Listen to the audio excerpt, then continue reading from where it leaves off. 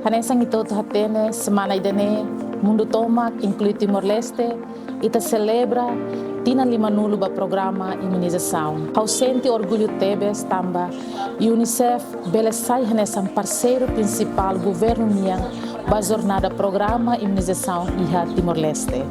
Desde o programa Imunizasaun hahu iha Timor-Leste, UNICEF apoio makas iha re importante hirak hanesang primeiro reforça sistema saúde. Liliu ba programa Imunizasaun. UNICEF suporta Ministeriu Saúde, apoio, capacitação para profissionais técnicos sira e a nível nacional, nós e a município. Capacitação ne inclui sistema nós estamos corrente maliring, hodi asegura funcionamento corrente maliring. Nune bela mantein vasina e a qualidade no seguro na fatin banhira fo vasina Labarik sira. Parte selo nebe a UNICEF for apoio mak mudança social no halalo. Idane liliu ba oinsá mobiliza a comunidade ato continua lori sirene ba simo vasina e a facilidade de saúde.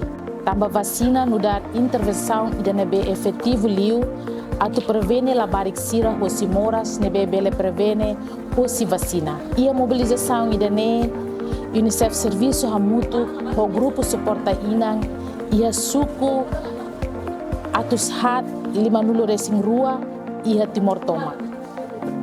E a oportunidade da ne UNICEF mosakarak hato agradece waing ba cada membro grupo suporta inang nebe serviço ho voluntário pode ajuda hasai conhecimento ba comunidade no cobertura vacina Labarik lihu se convence inan amang sira hodi lori sira basimo Imunizasaun. Hamutuk itabele lori vasina basic Labarik ida-idak no hamutuk itabele hari futuri da nebe saudável Labarik hotu sira ne família no sira ne comunidade iha Timor Laran tomak. Ikusliu nudar humano Labarik hotu possível atu hetan vacina.